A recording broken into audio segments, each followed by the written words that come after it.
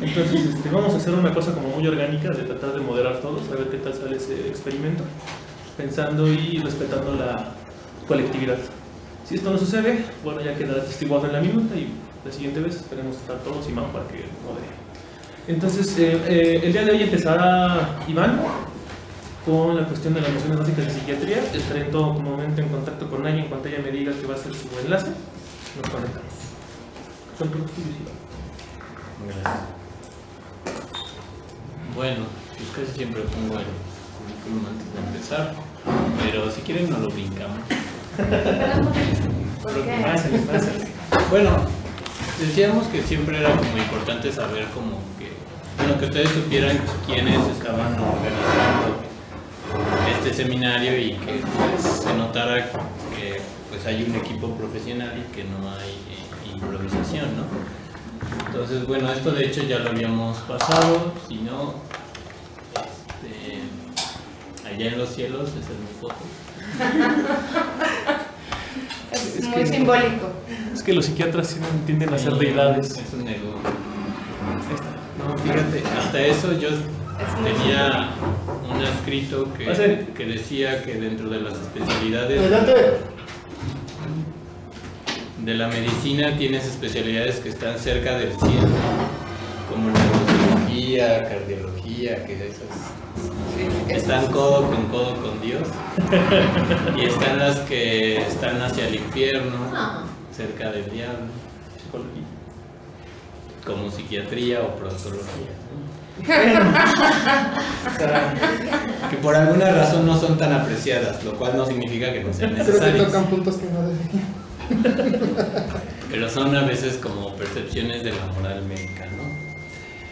Entonces, bueno, pues su servidor, soy médico cirujano, ya les decía, por la Universidad Autónoma del Estado de Hidalgo, soy médico especialista en psiquiatría, mi especialidad la hice en el Centro Médico Nacional 20 de noviembre, y es avalada por la UNAM, y tuvimos la oportunidad de hacer un curso de alta especialidad y una estancia formativa en España. Obviamente estoy certificado por el Consejo, pues ahorita acabo de ir por mi diploma de recertificación y pues tenemos un diplomado en teratología por la UAP. Durante un rato fui presidente del comité de bioética del hospital donde trabajé, que es el Hospital Regional del ISSSTE, y también tuve la oportunidad de hacer algo administrativo como auditor.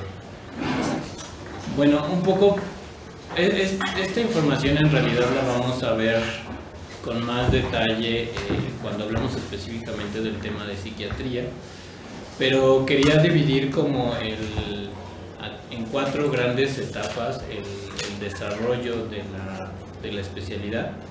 Creo que una de las cosas más importantes ocurren en estos 4 periodos. Diría yo que antes del siglo XX la psiquiatría se enfocaba mucho en lo que se llamaban los alienados, ¿no? Estos pacientes que eran demasiado lejanos al comportamiento habitual, al comportamiento esperado por la sociedad donde vivían, y habitualmente eran pacientes que justo eran ingresados en asilos psiquiátricos, ¿no? Que por cierto, aquí hay que hacer una diferencia, sobre todo en la actualidad. No es lo mismo un asilo psiquiátrico que un hospital psiquiátrico. En la actualidad, un asilo es un lugar donde se mantienen pacientes con diagnósticos crónico-degenerativos, donde básicamente el tratamiento lo que busca es tratar de favorecer el cuidado de los pacientes. Difícilmente se aspira a una reinserción social de estos pacientes. Otra cosa son, por lo menos en teoría, los hospitales psiquiátricos, porque un hospital psiquiátrico es un área, justo como su nombre lo dice, de hospitalización. Pacientes que pueden tener crisis, que pueden ser crisis psicóticas, crisis depresivas, graves, habitualmente con riesgos suicidas, o episodios de manía, más bien, de hecho tendría que decir síndromes maníacos, porque eso también es una observación que hay que hacer. En la actualidad no es lo mismo un episodio de manía a lo que anteriormente se conocían como manías, que en la actualidad más bien serían más fáciles de describir como compulsiones. Entonces, hacia el principios de este siglo, del siglo pasado, el siglo XX y finales del siglo XIX, entra al escenario este hombre que es Sigmund Freud, que no es ni psiquiatra ni psicólogo, era neurólogo. Eso debe de quedar bien claro, porque al final de cuentas las propuestas de Sigmund Freud, aparte de que se desarrollan en un contexto pues de prejuicio por sus antecedentes como judío, porque él fue alumno de Charcot, y bajita la mano, cuando uno analiza la historia de Freud, se da cuenta que le dieron lo que los otros no querían, que eran las pacientes histéricas, que eran como las que los otros neurólogos de esas clases pues veían como con desdén, y que no les apuraba encontrar una causa de ese tipo de problemas, ¿no? Interesantemente a Freud sí le interesó, y él justo una de las cosas que empieza a analizar es que los cuadros de histeria, que de hecho eran crisis conversivas, no necesariamente tenían una vía neurológica clara que permitiera explicar por qué ocurría, ¿no? Y es a través de toda esta búsqueda que este señor empieza a dar explicaciones a partir de un concepto que después los psicodinamistas empezaron a desarrollar como el aparato psíquico, ¿no?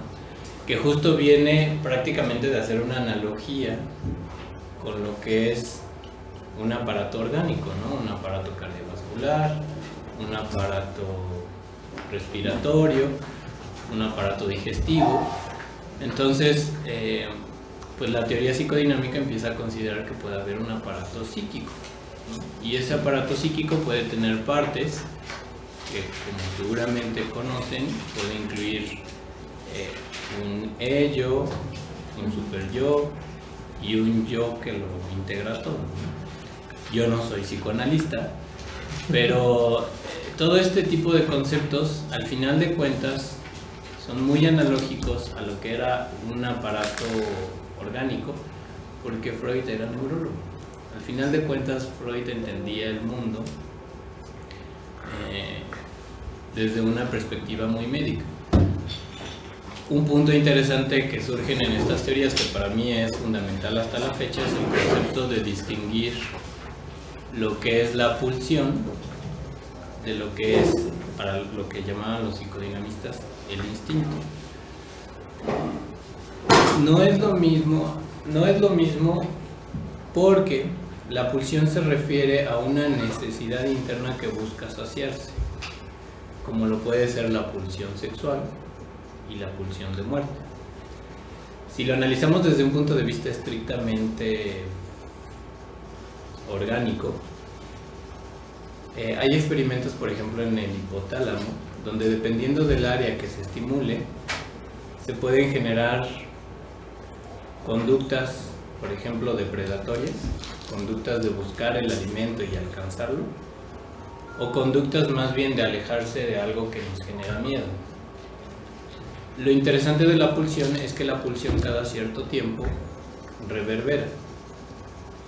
O sea, si yo, por ejemplo, tengo hambre ahorita, como, lo sacio, pero en media hora, bueno, depende de cada quien, en 6 horas, digamos, promedio, en 6 horas empiezo a tener otra vez esa apetencia por volver a comer, incluso sin que yo tenga un estímulo presente.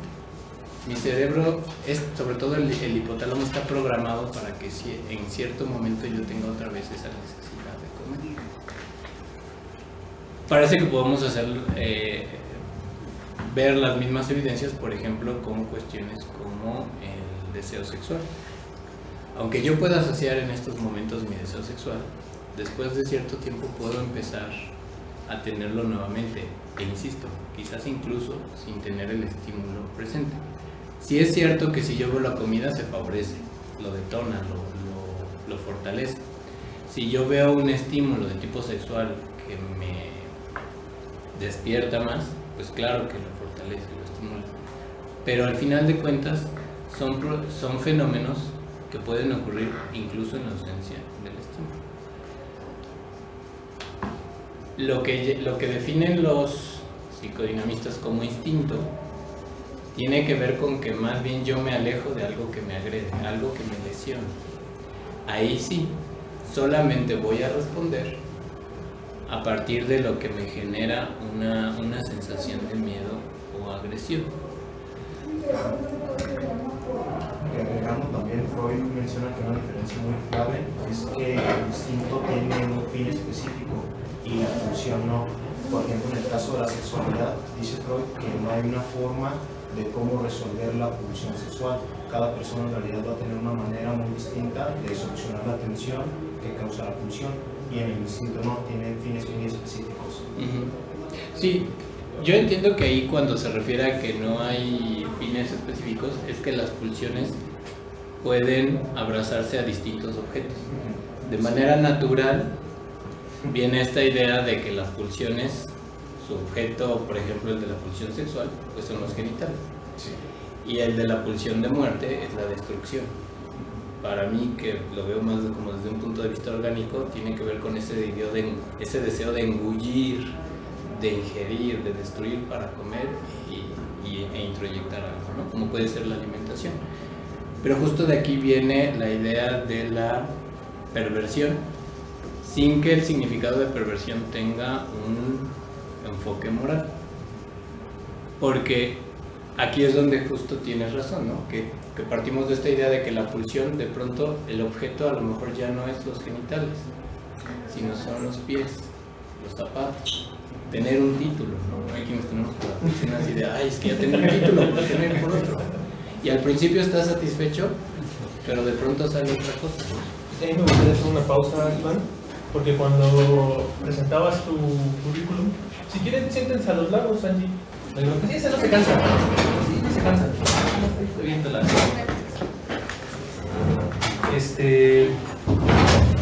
Y empezar a meter mi cuchara porque las formaciones que tenemos, Iván y yo, pues son. No podría atreverme a decir que son diametralmente opuestas, pero mi formación tiende más a ser más social que quedarse en una ciencia cognitivo-conductual, o ahorita hablábamos de la psiquiatría. Entonces, de hecho, sería teoría psicodinámica. Teoría psicodinámica. Entonces, todo vamos pianito. Y en esa situación, cuando a mí me llamaba poderosamente la atención, si nos da tiempo y presentar lo que yo les traigo, de qué demonios es esa terapia narrativa, yo no presento mis credenciales como tal. Y desde este enfoque, de esta manera de vivir la vida y de ver la vida, empezamos a cuestionar cómo se da o se necesita tener esa ponderación de reconocimiento social a través de las credenciales o a través de los documentos sociales, que tiene que ver con el título, ¿no? O sea, podríamos desmenuzar por qué me empecino en tener un título universitario, desde la cuestión psicodinámica hasta una cuestión de conveniencia social. O sea, esto está consensuado y sirve para tal cosa, y habrá gente, no faltarán conocidos ustedes que se pusieron a estudiar economía porque tienen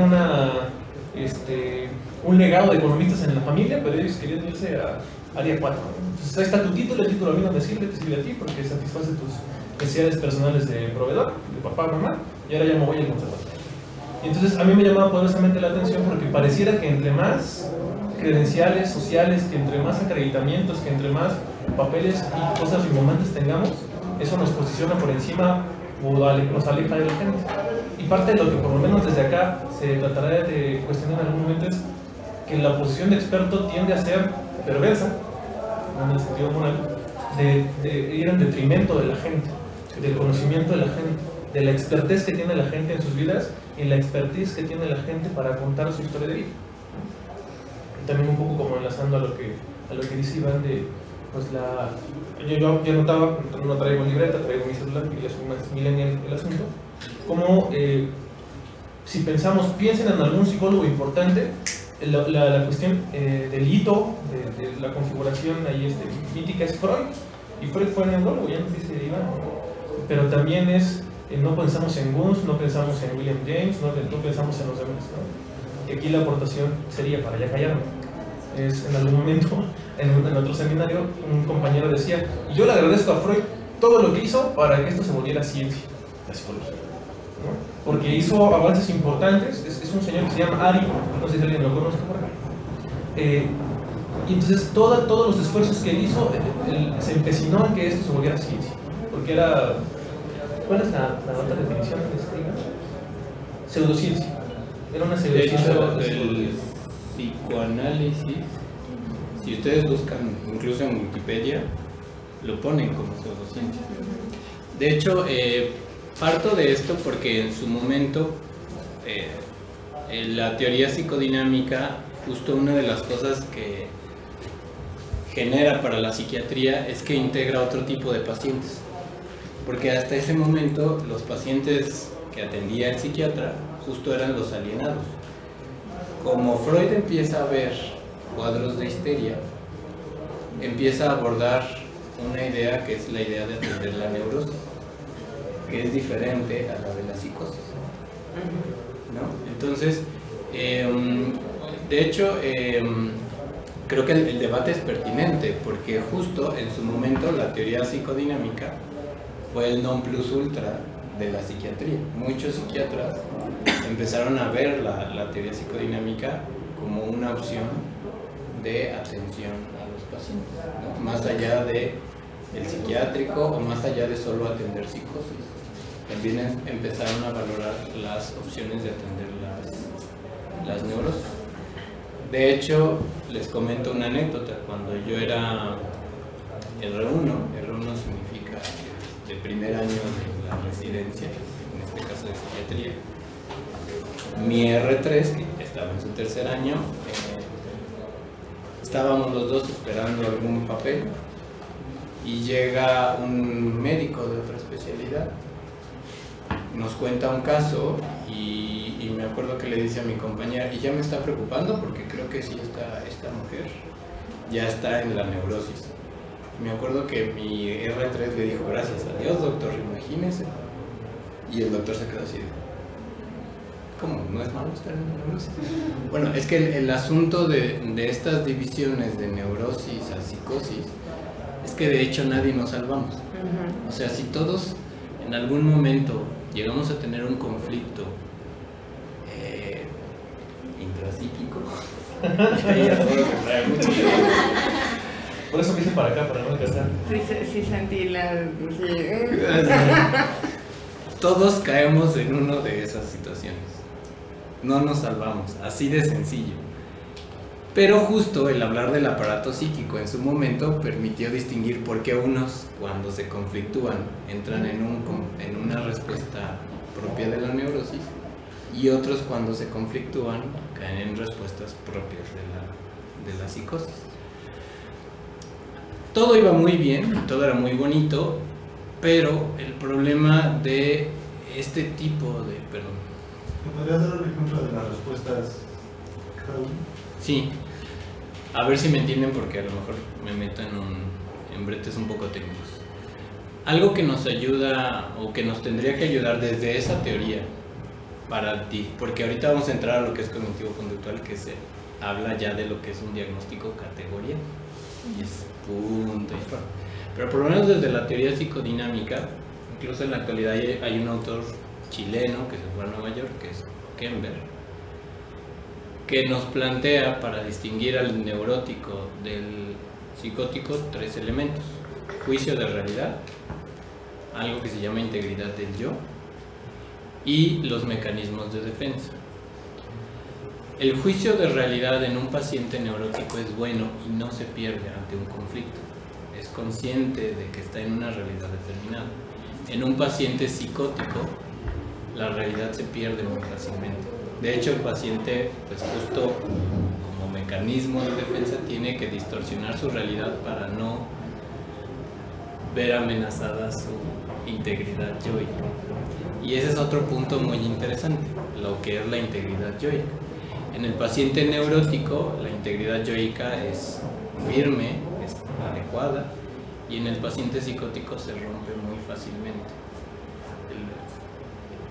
El otro asunto son los mecanismos de defensa. Los mecanismos de defensa de los pacientes que se describen como psicóticos tienden a ser narcisistas. Casi siempre quieren tener la razón. Y el paciente neurótico tiende a ser más conciliador y tiende a tener cierta apertura a escuchar la versión ajena. A grosso modo, esa es una gran diferencia. Hay otro tipo de ubicación de pacientes que es lo que llamamos pacientes limítrofes, que es justo se definen como limítrofes porque están en ese umbral entre que a veces caen en un contexto psicótico, pero la mayoría de las veces pueden mantenerse dentro del espectro de la neurosis. Pero justo como se los estoy diciendo, el problema para lo que surge después respecto a las críticas que se hacían de este tipo de manejo de los pacientes es que ¿qué me garantiza que lo que yo te estoy diciendo o el paciente que yo te estoy diciendo que es psicótico, para ti también es un paciente psicótico? Porque el problema de la psicología y de la psiquiatría, y de eso seguramente también Susi les va a abordar mucho más, sobre todo con esto de Tomasini, pues es que estamos hablando de cuestiones abstractas, ¿no? A diferencia, como les decía la vez pasada, de ortopedia, donde pues, yo veo un hueso roto, se acabó. No voy a debatir si ese hueso no está roto, porque la placa así parece. En psiquiatría o en psicología, pues estamos generando síndromes, estructuras nosológicas a partir de nuestras ideas, de nuestros pensamientos, ¿no? Oye, Iván, perdón que te interrumpa, ¿qué es nosológico? Buen punto. Nosológico se refiere, pues justo como la palabra lo divide, en el estudio de la enfermedad, ¿no? O de lo que genera enfermedad. Una forma habitualmente de usar esta palabra es el nosocomio. Los nosocomios son los hospitales generales. Los manicomios justo son los hospitales de las manías. Entonces a lo mejor frecuentemente ven en los noticieros que se habla de los nosocomios. Oye, Iván, y otra cosa. Entonces, ¿te estás hablando de que la cuestión de la nosología? Un constructo nosológico. Ajá. ¿Esto tiene que ver o se centra o es parecido, tiene algo que ver con la cuestión de la patologización? Así es, puede ser, desde luego. Sí, porque estamos construyendo, por ejemplo, esto que decimos, bueno, un psicótico tiene esto, esto y esto, ¿no? Entonces hago un constructo nosológico y lo defino como una enfermedad, como un problema. Justo hay un autor de apellido Caponi que una de las cosas que nos deja claro de por qué al final de cuentas se terminó dejando de usar el término de enfermedad mental es que el problema de usar la palabra enfermedad habla de una cuestión orgánica, de un adolecer a nivel del corazón, a nivel del hígado, a nivel del incluso del cerebro como órgano. Pero cuando se adolece de la conducta, cuando se adolece de las emociones, cuando se sufre en estos ámbitos más abstractos, entonces deberíamos de usar el término trastorno, porque además no todas las personas adolecen de la misma manera, ni adolecen por las mismas circunstancias, ¿no? Entonces, eso era muy criticado y de hecho sigue siendo muy criticado para la psicología y la psiquiatría, porque si no tienes algo tangible, ¿cómo mides ese problema, ¿no? Entonces, la medicina. ¿Me puedes repetir otra vez qué era lo nosológico? Nosológico se refiere al estudio de lo enfermo, de lo trastornado. Al final de cuentas, ahí sí la etimología de la palabra noso tiene que ver con algo que está enfermo, que está trastornado, que es anormal con relación a un ideal que se tiene como expectativa. Es como enfermo sin que tenga que ser como de la cosa sensible. Es lo que asumes como mal, como anormal, como inapropiado, que no está bien. Entonces, pues, justo la palabra, ¿no? El estudio de lo que está anormal. Cuando tengamos el tema específico de psiquiatría, me voy a adentrar un poco a qué definimos como anormal. Porque la anormalidad se puede definir desde un punto de vista moral, desde un punto de vista estadístico Y ahí es también otro brete. Pero ahorita lo vamos a dejar como una idea en general donde por alguna razón aceptamos que estamos construyendo algo que está mal, que genera malestar o que genera sufrimiento. Solo me quedé con la duda. Había diferencias entre neurosis y psicosis. Una era el juicio de realidad, otro mecanismo de defensa y un tercero que ya no. La integridad del yo. Ah, ok, La integridad del yo. A mí me gustaría, qué bueno que tocaste lo de la normalidad, porque pónganme al día quiénes de aquí estudian o estudiaron psicología. Además de, cuando empezaron a acercarse a la cosa del DSM o al CIE, cuando empezaron a tener lecturas de ese tipo de patologías o demás, ¿quién no en algún momento se identificó con todo el umbral de enfermedades? ¿No? O sea, psicótico, narcisista, egomaníaco, ególatra, soberbio, o sea, las que me conocen van a saber que estoy definiendo. Y entonces, aquí la pregunta, las notas que hago es que nadie se salva. Y desde esta perspectiva, que tiene que ver con la tesis de la normalidad, ¿qué chingados es normalidad y quién la define? Porque entonces, si nadie se salva, pues todos nos jodemos. Todos estamos un poco locos, un poco enfermos y a todos nos va a llevar la que hace chavos. Pero, entonces, ¿para qué fregado sirve desde este punto de vista, desde la psicodinámica o desde ya un bote que entre Iván a lo cognitivo conductual y demás, ¿para qué sirve etiquetar? ¿Para qué sirve el diagnóstico? Un breve debate, un minúsculo debate que tenía yo con ella es que me dice, es que sí sirve. Y yo, ¿pero para qué? Desde estoy preparando el terreno, es como la sinopsis, como el tráiler, como ya las películas, tráiler de Avengers Endgame, ¿para qué sirve? Sirve para trabajarlo, sirve para algunas cosas. Eso me decía Ana, y yo decía, es que para mí está muy hojaldra, porque entonces etiquetamos, hay una minusvalía en la identidad de la gente, porque entonces deja de ser persona y se vuelve el diagnóstico, y eso está bien ojete. En hospitalización varias veces, en las ocasiones que tenía, luchábamos con los médicos y enfermeras en decirles, no es el diabético, es la persona con diabetes, no es el canceroso, no es la cama 282, es el señor Misael que tiene un diagnóstico de melanoma. Entonces la idea era de que la identidad de la persona no va más allá del nombre, va más allá del diagnóstico, va más allá de la enfermedad. ¿Por qué? Porque es el padecimiento que contrae. No es lo que... Y sí define varios hábitos de su vida. En el diabético, toda la diabetes va a definir el hábito de su vida a partir de la alimentación, las actividades que pueden hacer, pero no es completamente su vida. Porque no interviene más allá de la posición de la diabetes, es que no interviene más allá de las relaciones personales que permite el diabético que interfiera. Y eso sucede con casi todas las enfermedades, hablando de manera orgánica. Pero ahora sí que si nos vamos a este ámbito de lo que es la salud mental, entonces aquí sí llega a haber una particular diferenciación. ¿Por qué? Porque directamente la enfermedad se percibe que reacciona ante las relaciones sociales, y como tal entonces ya surgimos de la etiqueta de que no es la persona con esquizofrenia, es el esquizofrénico, porque para la relación de normalidad que estamos buscando no se adapta a los estándares de cualquier relación que podamos formar de manera extrapersonal.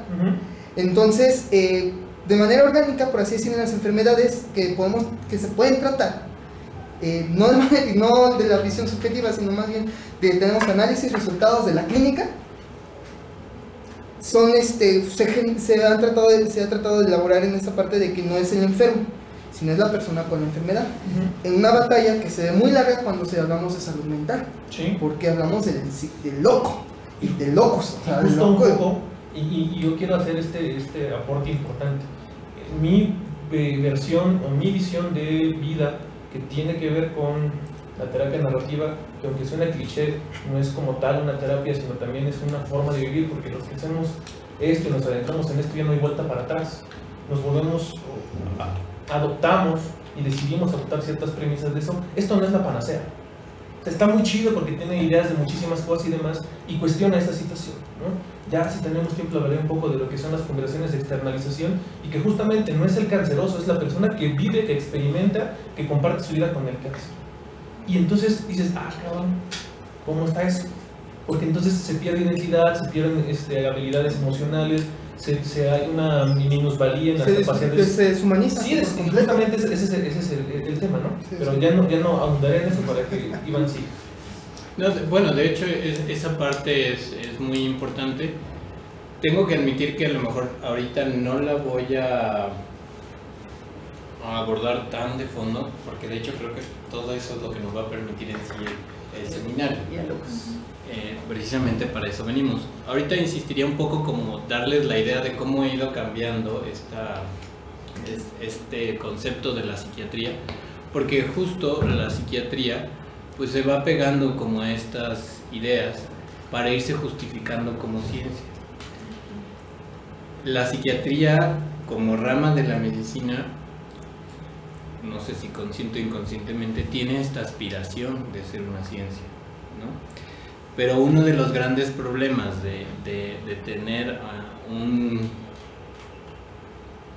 elemento de estudio que en general no tiene volumen, no tiene masa, pues es tratar de medirlo, ¿no?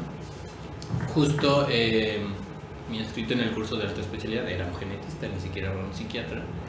Él trabajaba en el Instituto Nacional de Psiquiatría, pero él siempre decía, bueno, el doctor Palacios, nuestra Cintia, pero no lo conoce, decía que por lo menos para él, para hacer ciencia, tenemos que tener dos elementos: el objeto de estudio y una herramienta para medirlo. Si tienes esos dos elementos, por lo menos para él. Yo agregaría un tercero, Iván, a manera de que esto se vuelva más ameno. Hay que tener bata blanca. Para hacer ciencia hay que tener bata blanca. Porque en muchísimos lados, y lo digo como crítica también a las cosas que se hacen, de los que venimos de la FES, no sé si esto sucedió acá, cuando estábamos en la etapa experimental, en psicología experimental, que trabajábamos con las ratitas, usábamos bata blanca. Y si no usábamos bata blanca, no estábamos haciendo ciencia. Bueno, yo fíjate que ahí yo aportaría que me parece de hecho una situación que a lo mejor en sí misma se ha tergiversado un poco. Ajá, se lo van a dar. Creo que el principio de la bata, el principio del uso de la bata tiene que ver con la protección de la persona que está haciendo un experimento. Y al mismo tiempo permite mostrar que estás limpio, ¿no? Que si en algún momento surge un accidente, pues obviamente tienes que cambiarte la bata. Mientras eso no ocurra, además ese es el beneficio de que la bata sea blanca, que sea fácil. Dígaselo a los pasantes. Que saben comer carnitas con la bata blanca. Es un buen punto, no voy a decir que no, y todo eso se tiene que observar. De hecho, los psiquiatras en la residencia usamos la bata cuando muchas veces pues, no estamos expuestos a ensuciarnos realmente con ningún fluido. Muchas veces en psiquiatría eso no pasa. Creo que lo que ha ocurrido es que efectivamente la bata se ha convertido en un símbolo. Que es desde donde él está hablando, es decir, yo entendí de tu comentario, y la otra es como desde la parte, no sé, positivista y empírica, que habla de qué objeto y instrumento de medición son los indispensables para que algo pueda ser científico. Claro. Bueno, es que de hecho desde ese punto de vista justo yo diría que no es necesaria la bata. O sea, Que todos son estamos dos de acuerdo en lugares eso. diferentes. Todos podemos hacer investigación, pero justo aquí sí tendría que dejar claro, en una investigación de corte positivista y cuantitativo, no de tipo cualitativo, ¿no? Que ahí tenemos que tener claras estas dos diferencias, porque el positivismo alega que para que yo pueda conocer, lo tenga que hacer a través de un método científico, que tenga un método estandarizado, que además permita que otra persona lo vuelva a hacer y refute o compruebe que lo que yo estoy haciendo realmente es válido y se repite cuantas veces se haga el experimento, ¿no? Y es cuantitativo porque se utilizan los números, se utilizan las matemáticas. Entonces justo una de las cosas que trae la teoría cognitivo-conductual, y justo aquí quisiera decir que estamos hablando de la ciencia cognitivo-conductual, no necesariamente la terapia cognitivo-conductual, ¿no? Porque quizás también aquí una de las cosas que generó el cambio fue que, por lo menos desde un punto de vista de la psicoterapia cognitivo-conductual, lo que alegaban los cognitivo-conductuales es que ¿para qué te vas a pasar 5 años en psicoanálisis viendo tu pasado si lo que quieres resolver está ahora, ¿no? ¿De qué te va a servir todo eso? Y lo puedes resolver en muchas menos sesiones y de manera mucho más barata, ¿no? En esa parte ahí sí no me voy a meter porque creo que sí va a ser cosa más de los psicólogos, pero por lo menos en relación a lo que tiene que ver con la teoría y la ciencia cognitivo-conductual, pues obviamente esos argumentos generaron estos conceptos de clinimetría y de psicometría, es decir, generar instrumentos que de alguna manera me permitieran medir el fenómeno. Cuando hablamos de clinimetría, habitualmente hablamos de pruebas no diagnósticas, como la prueba para detectar depresión de Hamilton, que no es diagnóstica porque el diagnóstico lo hace el experto, pero que sí son de detección, ¿no? Y tenemos pruebas psicométricas que sí pueden ser diagnósticas, como las pruebas de cociente intelectual, que sí, obviamente su resultado nos permite decir que una persona puede encontrarse de acuerdo a un estándar o a una curva de distribución en una u otra ubicación. Ojo, cuando hablamos de psicometría, no estamos hablando de una cuestión moral. O sea, el que yo ubique a una persona dentro de una curva de distribución no significa que estoy diciendo que eso es bueno o que es malo, ¿no? En principio, el que una persona tenga un cociente intelectual limítrofe, pues, por lo menos para estas pruebas psicométricas, es un resultado y se acabó. Aquí entra la cuestión de la sociedad, ¿no? Donde lamentablemente o afortunadamente, igual también depende de cómo lo queramos ver, la parte social genera todo un constructo moral en relación a esos resultados. Pero esta parte es importante porque entonces, pues lo que hace la psiquiatría para seguirse aferrando a esta idea de que es una ciencia es volverse una especialidad con diagnósticos categoriales, donde yo ya no hablo de una cuestión dinámica, donde el paciente fluye a través de un concepto de neurosis, psicosis, sino que lo encasillo y digo, un elemento que tenga tales síntomas es un síndrome y lo voy a llamar así.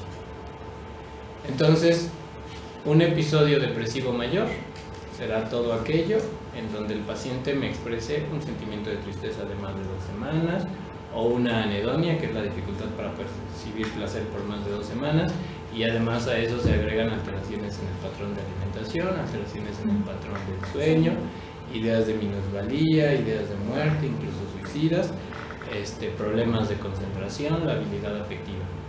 De hecho, nosotros cuando diagnosticamos un episodio depresivo mayor siempre decimos, es que esto no es tristeza, la tristeza no es un problema, todos podemos sentirnos tristes.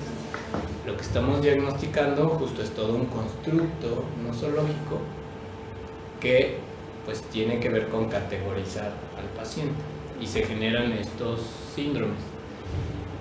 Creo que el problema definitivamente de hacer este tipo de diagnósticos es que si comparáramos los diagnósticos de psiquiatría a lo mejor con, no sé, una barra de colores, no sé si ubican esa barra cuando hablo en Paint que quieren escoger colores y que les ponen toda una paleta, todo un croma. Para mí a veces el problema del diagnóstico categorial es que a veces el diagnóstico me habla, por ejemplo, del amarillo y del naranja, pero no me habla del color intermedio. Y muchas veces yo me topo con ese color y pues no lo puedo poner en un lado o en otro. De hecho, en psiquiatría, y yo siempre se lo digo a mis compañeros de otras especialidades, la verdad es que todo se puede diagnosticar porque en psiquiatría existen diagnósticos no especificados. Entonces, cuando el paciente cae en ese color que pues no lo tenía catalogado, pues lo pongo como no especificado. ¿Por qué? Porque al final de cuentas el diagnóstico en teoría parte de la disfuncionalidad. Si mi paciente disfunciona en un ámbito que puede ser académico, laboral,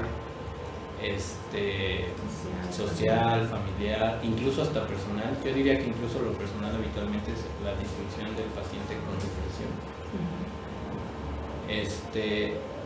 Y por ende hay un contexto de sufrimiento, pues el paciente tiene derecho a ser atendido y tiene derecho a que se le busque una opción de ayuda. Y de ahí viene, justo para un médico, la importancia de hacer estas categorías, porque lo que viene a continuación tiene que ver con, bueno, relacionado con esto, con el positivismo y lo cuantitativo, tiene que ver con lo que se llama medicina basada en evidencias. La medicina basada en evidencias tiene que ver justo con que yo tenga la evidencia como para decir que si tengo un síndrome, esta es la opción de tratamiento que más le conviene a ese determinado síndrome y por tanto es lo que yo puedo recomendar. El que yo tenga estos diagnósticos categoriales también permite muchas veces hacer pronósticos. ¿Por qué? Porque en investigaciones muchas veces lo que se hace, bueno, si todas estas personas tuvieron depresión, sabemos que tanto por ciento se van a recuperar en tanto tiempo, o tanto por ciento no se van a recuperar. De hecho, ese es en la actualidad uno de los mayores justificantes de por qué proponer el tratamiento con antidepresivos. Porque sabemos que un paciente que tiene todo este constructo nosológico, que dices bien, no es el deprimido, tiene esta depresión, difícilmente va a salir adelante, incluso con terapia, a menos de que yo le apoye con un medicamento. No es recetar el medicamento, de hecho, incluso solo por el constructo nosológico, sino porque el constructo nosológico me dice que si yo no lo apoyo, entonces el paciente no va a lograr salir de ello. Claro, siempre existen casos, y los conozco, me constan, donde tú identificas como tal un episodio depresivo mayor y el paciente te dice, pues no quiero tratamiento, y ahí viene otro concepto que es el de autonomía. Eso ya lo vamos a ver en bioética. Pero yo puedo respetar ese derecho de autonomía del paciente y decir, bueno, si no quieres, no. Yo te tengo que poner las cartas sobre la mesa de por qué estoy justificando este tratamiento, ¿no? Creo que un poco el ritmo social, el sistema de atención social en México, pues ha demeritado mucho otra parte que era importante en la medicina, además de esta necesidad de abrazarse a la idea del positivismo y lo cuantitativo, que tiene que ver con el trato del paciente. Y por eso en la actualidad la psiquiatría se ha empezado a influir de alternativas de tipo humanista y de tipo dialécticas, donde el psiquiatra también vale la pena que empiece a entender que hay otras necesidades del paciente, además de meterlo en esta cosa de lo categorial y de lo positivista. Justo compartía alguna vez un ejemplo con Susi. Yo estoy en uno de esos grupos de médicos que de pronto pues, se hacen como para defender los derechos de los médicos, ¿no?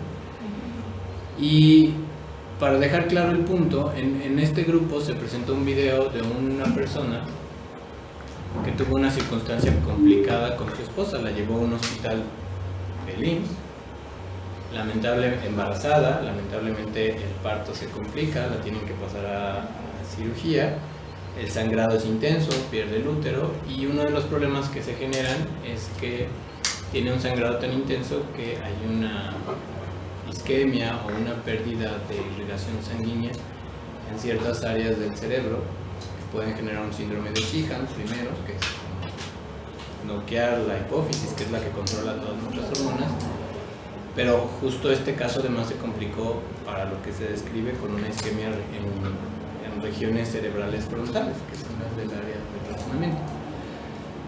Entonces, efectivamente, incluso el periodista que saca el video maneja la nota como va con su esposa embarazada y le regresan una esposa zombie. Lamentablemente es una circunstancia que pues, tiene que ver justo con todo este deterioro. El esposo hace el video, obviamente, pues, buscando una especie de explicación, de justicia respecto a la situación que ocurre, y explica las cosas a su entender. Habla de cuestiones como sangrado de 17 litros que nunca paró. Y un poco voy a esto porque, como era un grupo de médicos, a mí una de las cosas que me molestaron es que muchos médicos ponían contestaciones como ¿cómo va a sangrar 17 litros? Y tienen razón, o sea, técnicamente es cierto, no puede sangrar más de 5 litros, no tenemos... Pero eso la persona no lo sabe. No lo sabe y no era el motivo de... No era el motivo de sufrimiento, ¿no? No era la respuesta que necesitaba esta persona. Entonces, ahí es donde este asunto de clavarse demasiado con la medicina basada en evidencia, si bien es bueno, porque pues, pretendemos vendernos como una ciencia, y ya les digo cuál en teoría es el beneficio, no siempre está relacionado con la necesidad que quiere tener el paciente respecto a los problemas que se viven en un hospital, ¿no? Y ahí es donde por eso vale la pena el hacer estos diálogos, ¿no? Porque pues, si yo me encierro en la medicina basada en evidencias, pues no estoy entendiendo que el problema es que el señor no sabe que no puedo sangrar más de 5 litros, ¿no? O sea, yo mismo no estoy entendiendo el problema que se está expresando en ese video, ¿no? Y ahí tengo como una respuesta inmediata defensiva. Entonces, por eso, de hecho, la verdad es que ahorita pues, han también ganado muchos adeptos las opciones alternativas, ¿no? Y para mí, uno de los principales motivos por los que la homeopatía, el naturismo y otro tipo de opciones de tratamiento han ganado terreno, pues es porque las personas que las ejercen son más amables. Están más dispuestas a escuchar al paciente, están más dispuestas a apoyarlos si las cosas incluso no salen bien, ¿no? Como decir, si sale algo mal, háblame. Mientras que a veces como que el médico que se viste de bata blanca y que se encierra en un hospital parece como que querer esa distancia. Podría hacerse como si una parte de la unidimensionalidad que ve la medicina, que no logra ver, en esta parte de que no logra ver más allá de lo que es el padecimiento orgánico y lo que llega a influir, que sea, ahora sí que lo que vemos, que lo que influye el sistema de afuera hacia adentro y lo que influye a la persona de adentro hacia el sistema. Entonces, en esta parte de unidimensionalidad, todo lo que sea medicina basada en evidencias cuenta. Pero mientras no tenga la evidencia suficiente o no sea factible la evidencia, es descartable como un mero rumor o un mero estudio fififi o farfarafá, podríamos decirlo. En la homeopatía, uno de mis profesores es homeópata, comenta algo muy importante, dice que el principio de la consulta es escuchar. Entonces todo se basa desde que la persona entra y comienza a escuchar. Entonces él dice, mientras yo lo estoy escuchando, yo estoy energizando lo que le voy a preparar. Para mí me surge un poco como que fuera de la normalidad que yo llego a manejar, pero una cosa que me comentó un médico familiar es que una persona que va al seguro social y te da el relato de la enfermedad, ya tiene el 50% de la curación. Porque en su mente ya hubo alguien que atendió su necesidad de dolor. Y a partir de ese, el otro 50% pueden ser estudios, pueden ser análisis, pueden ser medicamentos. Pero si esa persona sabe que está siendo atendida por su dolor, ya entiende que la importancia reside en esto. Claro. Bueno, últimamente ahorita en el IMSS están retomando así como que más el apoyo hacia el paciente, hacia escucharlo. Lamentablemente hay infinidad de quejas y de hecho igual como que le digo a los médicos, voy a dar una sesión de lo que son las estrategias para que me manden pacientes y acudan a las estrategias educativas de promoción a la salud, que es el prevenir. ¿Por qué? Porque el médico nada más está enfocando a curar, a la médica, que es que tengo esto, si no puede dormir, si no puede esto, ok, esto. Y si no está como que les llenan más de medicamento, más de medicamento. Entonces yo en esas estrategias, bueno, como trabajadora social los invito a que a través de dinámicas vayan generando ciertos hábitos alimenticios y derivarlos a la unidad deportiva para hacer alguna actividad física, para que se relacionen con demás personas. Hay adultos mayores que lamentablemente están abandonados y pues caen en depresión, no pueden dormir, no tienen con quién hablar, y lo que busca un paciente a veces es eso, ¿no? Y ha disminuido, bueno, yo me sorprendo porque hay adultos mayores que antes así como que caminaban así muy mal de la espalda, y ya han ido a natación, y de columna, ya se juegan cachibol, y así como que dicen chispas, ¿no? Y ha disminuido el tratamiento farmacológico. Entonces, yo creo que igual esto tiene mucho que ver, como que el médico nada más se centra en escribir, hacer sus recetas y adiós. Y a veces el paciente lo único que quiere es ver, o saber de su enfermedad, ¿no? O cómo se puede evitar ciertas complicaciones. Claro. Entonces, como que yo creo que es importante eso, de ir manejándolo en ese sentido. Bueno, incluso es un paradigma eso, ¿no? El cómo funcionamos socialmente, no tenemos esa cultura de la prevención. Por eso nos cuesta millones y millones de pesos en salud, porque estamos enfermos tratando de curar la enfermedad en lugar de prevenirla, ¿no? Y incluso simplemente la diabetes es una enfermedad que viene más del 50% de hábitos y el otro viene de estímulos. Yo me atrevería a decir que casi el 90% de las enfermedades tal vez son por hábitos de higiene, de salud, de alimentación, de nutrición, incluso un buen de cosas que no nos hemos puesto a observar con detalle y nos hemos enfocado, o nuestra educación está basada en atender el sistema. Rius escribió un montón de libros, ya saben. Entre ellos está la de Hierberito. Y justamente él como hace una cita súper importante y que siento que es muy lógico. Mis papás son terapeutas, medicina alternativa, pero no están desligados en el asunto como de, pues, pacientes, si tú estás muy mal porque no hay una prevención de la salud, yo tampoco te lo puedo arreglar, ¿no? Entonces, ¿qué es lo que cita Rius en el Hierberito? Y me causó mucha polémica en ese momento porque fue claro, ¿no? O sea, estamos acostumbrados a una medicina farmacéutica, donde no utilizamos la medicina de la herbolaria, que también tiene muchos beneficios y que casi no se consultan, ¿no? Entonces, aquí la pregunta es, ¿desde qué construcción los médicos o terapeutas, etcétera, están construyendo la educación de la medicina, ¿no? Claro. O sea, ¿cuáles son las alternativas, no? Entonces, por ejemplo, soy asesora jurídica con los médicos, son mis clientes. Estoy muy ligada con la COFEPRIS, etcétera. Y dentro de todas estas nuevas modalidades que fue a partir de agosto, de que se les pide una carta de consentimiento informado bien elaborado, ¿no? Entre todas esas opciones está obligado el médico de establecer 3 opciones alternativas o consecuencias de la situación que está viviendo el paciente, ¿no? Entonces, ¿desde qué modalidad? O desde, por ejemplo, mis médicos militares, ¿no? Luego platico con ellos y hasta ellos me dicen, es que no tenemos una formación completa, porque justamente estamos solamente a una educación occidentalizada, donde nos falta más ver otras opciones para poder tratar a su totalidad al paciente y al familiar, ¿no? Entonces son circunstancias que yo pienso que son elementales y no nada más una educación solamente de un círculo, ¿no? Sino a su totalidad. ¿Pienso? Sí, yo lo comentaba porque, bueno, primero estoy checando a ver en qué momento nadie me dice que se conecta para ponerla en la pantalla. Y segundo, yo también volví a meter mi cuchara de estridencia y estábamos hablando de que se ha perdido la humanidad en el trato en la medicina. Pero también si le metemos algo, corazón, no, pues mente, yo sé, también tendremos que evaluar la situación de la infraestructura en materia de salud pública. ¿Por qué los médicos se están quemando?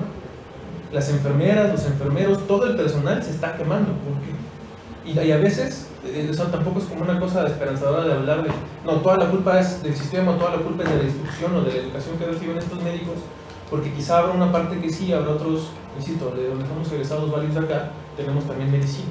Y conozco varios que dan clases ahí, que toman la cuestión humanista. Pero, ¿cómo vas a atender? ¿Con qué tipo de calidad vas a atender a alguien que va al IMSS, un médico general que ha doblado turno o que, o sea, que está entre sus hospitales, etc.? Entonces hablamos de cómo también la infraestructura social, económica, política, histórica, bla, bla, bla, también afecta. Y es importante abrir, que creo que es uno de los objetivos del seminario, es abrir el panorama para darnos cuenta que no solamente es el médico Jaldra, también es cómo está contratado, cómo el sindicato lo está jodiendo, cómo esto, cómo el otro. Y un poco lo que alguna vez le comentaba a una consultante mía, es que ni los médicos ni los psicólogos dejamos de ser seres humanos. Y al seguir siendo seres humanos, nos atraviesa, ya está conectado, que lo pongo, nos atraviesa la inseguridad, nos atraviesa la dolencia, nos atraviesa los pésimos manejos administrativos y de logística del IMSS, del ICEMIN, yo tengo ICEMIN, bla, bla, bla, ¿no? Entonces, es también importante no solo que quedarnos en una cosa unidimensional y tampoco llegar al otro lado de es que está siendo o no está siendo visto o no esta situación. Verán. A ver, espero que sí se pueda. Solo quiero dejar en la mesa la idea de, creo que la responsabilidad también es del paciente. Y esta parte es una parte que también se olvida, porque es muy cómodo para mi paciente responsabilizar al terapeuta, al médico, a X, ¿no?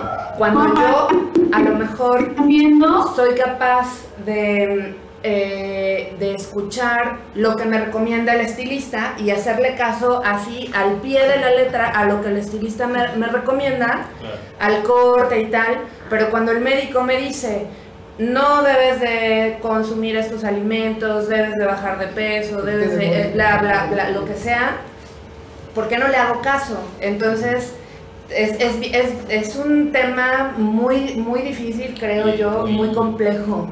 Es un tema muy difícil, creo yo, muy complejo. ¿Les parece si le paramos para escuchar lo que se puede escuchar? O si no... Ahí, ya. No, si... No, pues, ya está.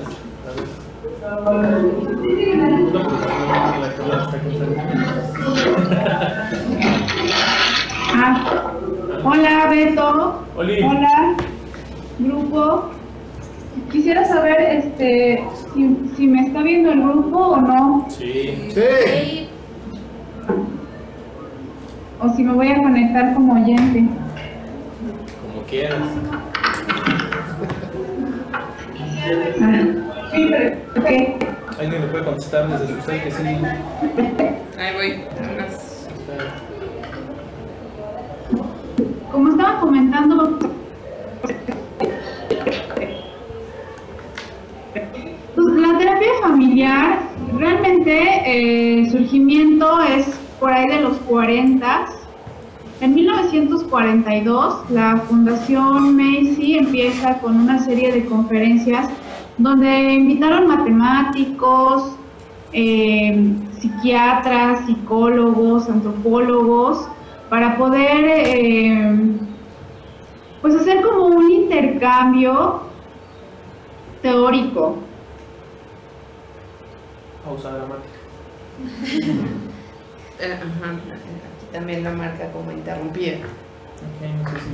Para que se me llame la información. Sí, es por paso. Igual ahí lo que se conecta además, pues los que tenemos un poquito de la formación podríamos hablar de la historicidad, solo que ya me digan qué onda para que haya una decisión. Algo que sobre el comentario anterior, cuando aplicamos un modelo para explicar por qué una comunidad tenía tantos problemas de salud mental, nos basamos en el modelo económico y lo definimos así: un modelo económico neoliberal, con políticas públicas neoliberales, capitalistas, y cómo lo explicamos desde una teoría marxista de la lucha de clases.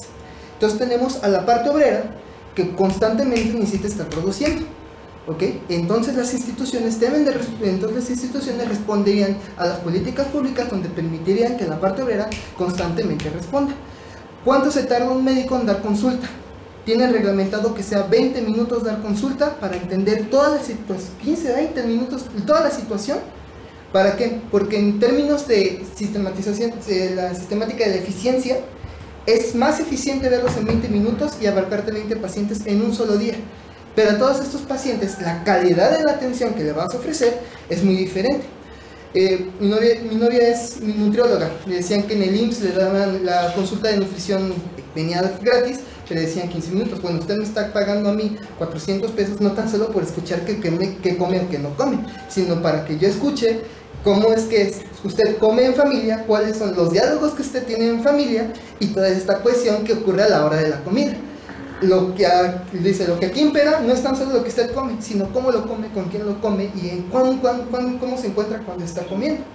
Entonces creo que mucha parte de cómo es la medicina aquí ahorita en México se puede explicar desde las políticas públicas que se generan a través de proyectos, programas que realmente han marcado una evidencia que puede ser hasta ciertas cuestiones cuestionables ante el momento histórico que estamos viviendo. Estamos hablando de que en esta cultura occidental, y más específico en la cultura occidental mexicana, las políticas públicas solamente han permitido que la medicina sea de un trato rápido, deshumanizado, porque permitiría que la mano de obra se recupere en menor tiempo y por lo tanto tenga mayor capacidad de producción. Pero esto sería solamente explicado desde la lucha de clases de la teoría marxista. Ahí está.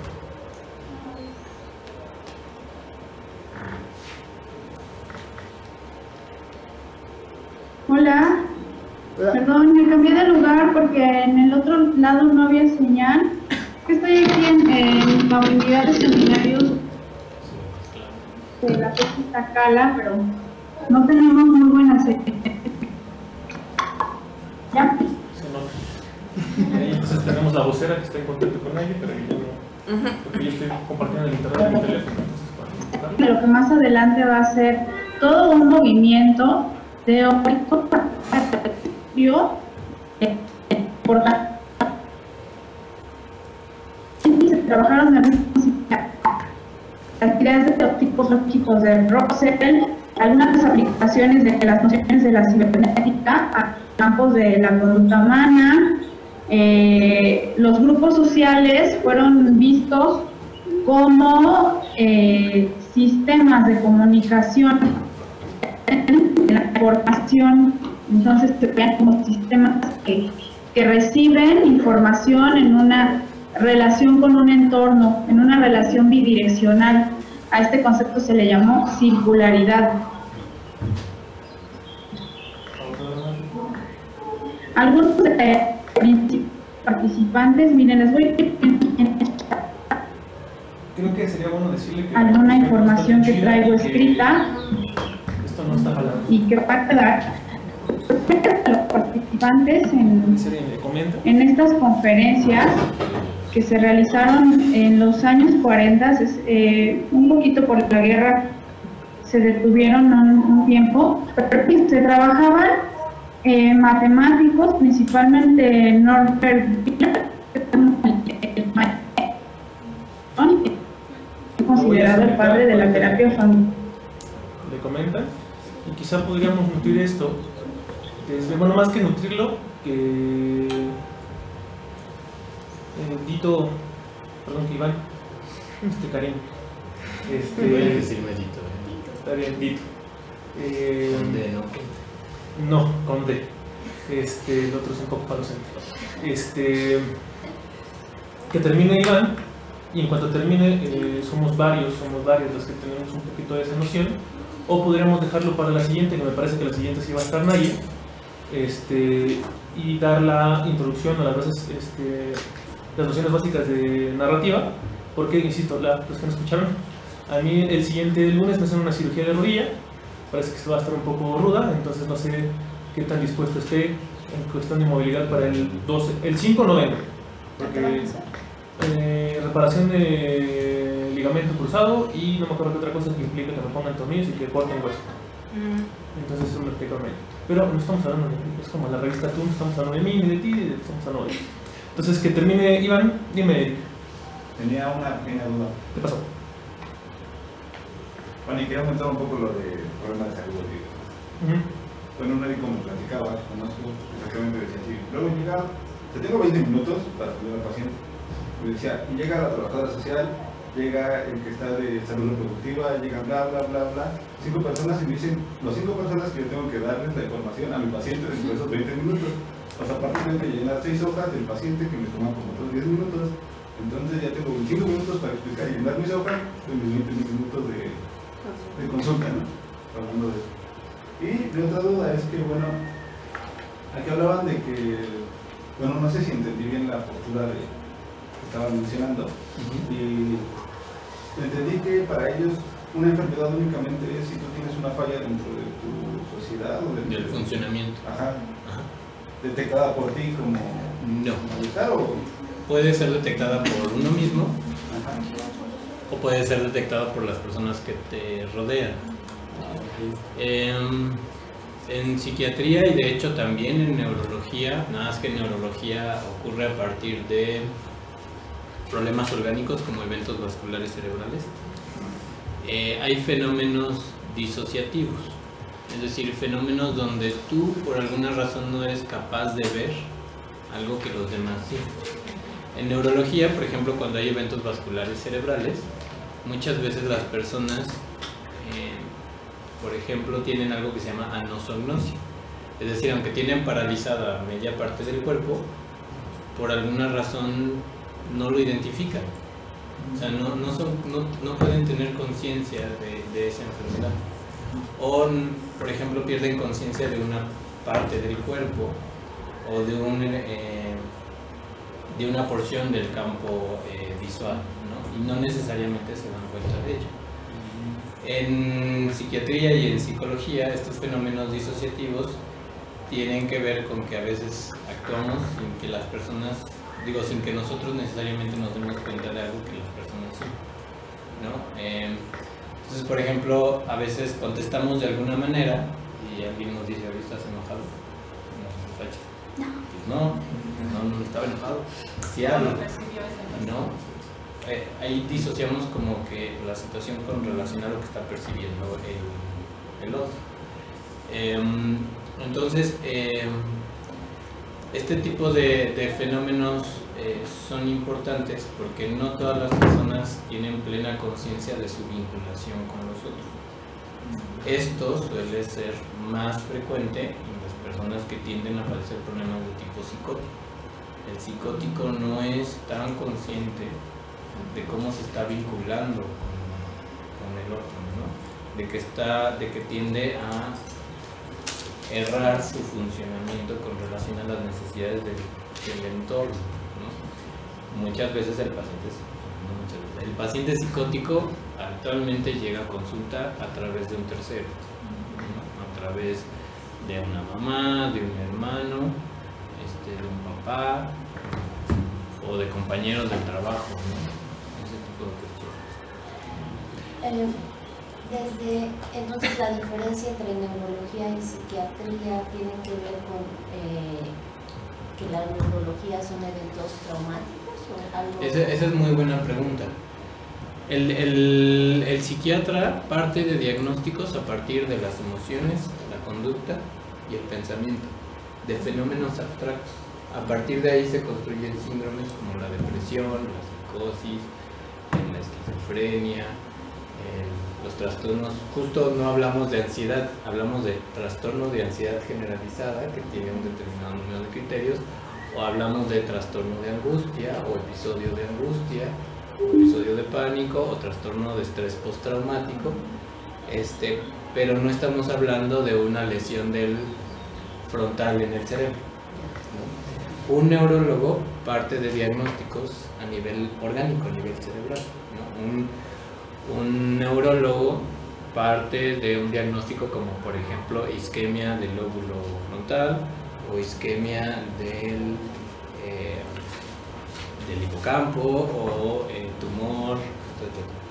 Ahora, ¿cuál es el problema? Que muchas veces los fenómenos orgánicos en el cerebro tienden a dar síntomas de conducta y de emoción, y muchas veces podemos detectar alteraciones de tipo neurofisiológico asociadas a problemas de conducta o problemas afectivos. De hecho, lo vamos a ver en el momento en que me toque dar específicamente la parte de psiquiatría y neurociencias, pero es a partir de estos constructos nosológicos, de estos síndromes que se hacen asociaciones. Cuando se empezó a proponer el tratamiento farmacológico para la depresión, ocurrió a partir de coincidencias, porque los primeros antidepresivos, no ansiolíticos, y eso es muy importante, hay que hacer diferencias.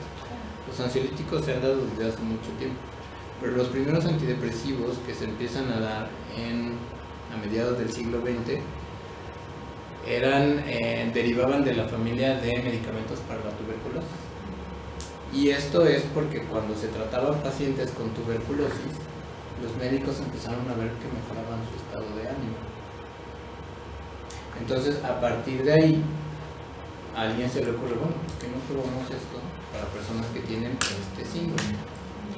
Además, todas las personas que tienen ese síndrome que llamamos episodio depresivo mayor, en investigaciones durante esos periodos, que se hacían, por ejemplo, con líquido cefalorraquídeo, se encontraban alteraciones en ciertos neurotransmisores, que eran aminas, que es lo que llamamos serotonina, noradrenalina, dopamina.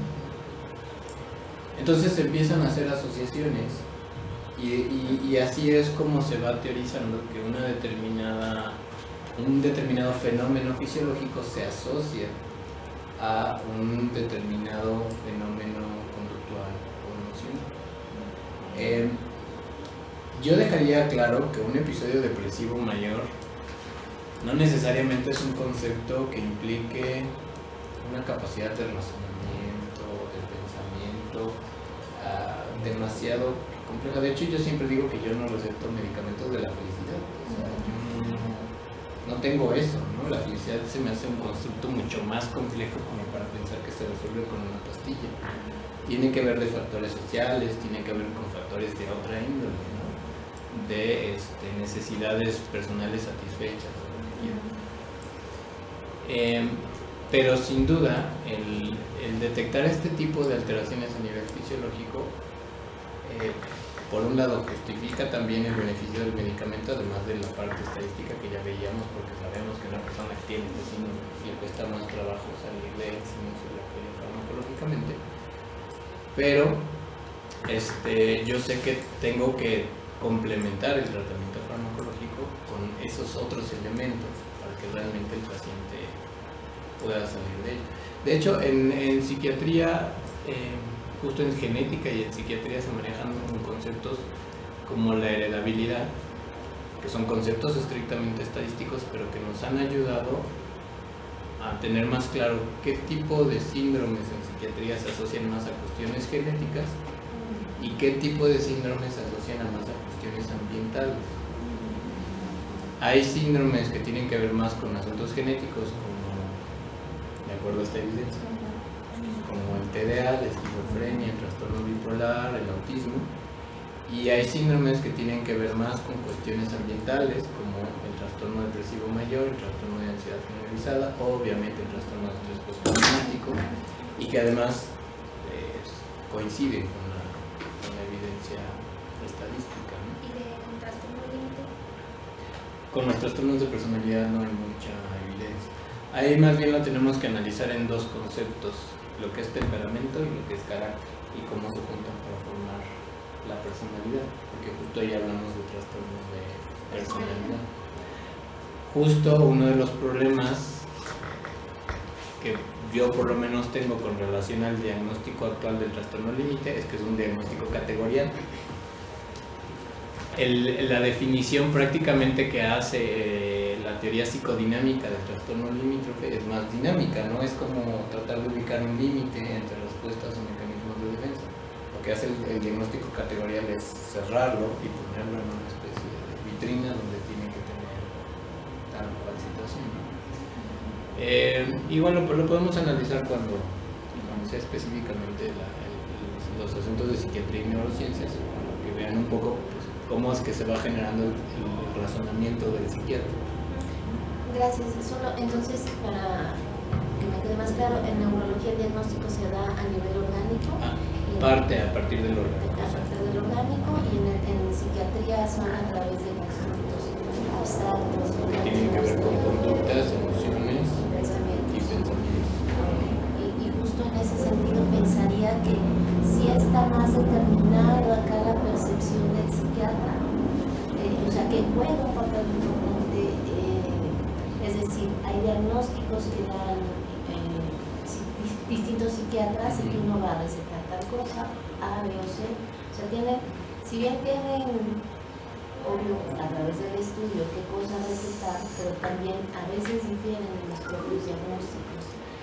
Y yo me preguntaba solo si justo por ser un concepto abstracto, si hay algo que interviene de la percepción del psiquiatra.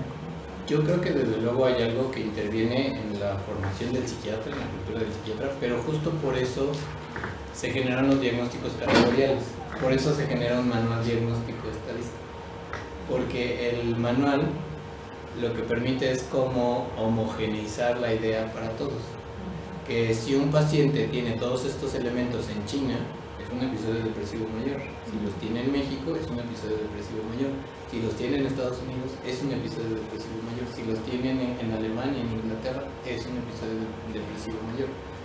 En teoría esa es una de las intenciones y de los beneficios que pretende este tipo de constructos categoriales, que sea el mismo síndrome sin importar tu idea, tu cultura o tu percepción de lo que es una enfermedad, ¿no?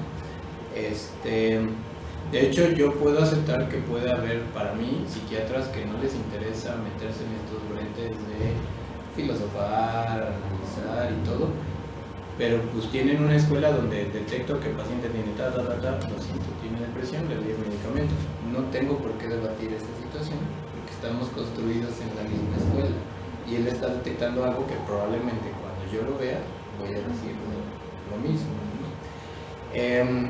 Creo que a veces donde nos resbalamos feo es en esta parte de la disfuncionalidad, porque todos los diagnósticos de psiquiatría tienen como uno de sus criterios que el paciente disfunciona.